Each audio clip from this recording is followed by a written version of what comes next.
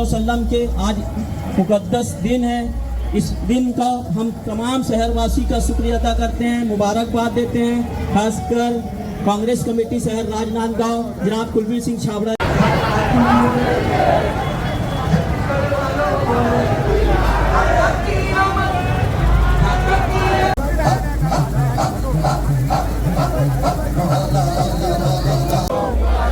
जश्न ईद मिलाद, आवाज जोर होना मेरे को, और हाथ सबका उठना चाहिए।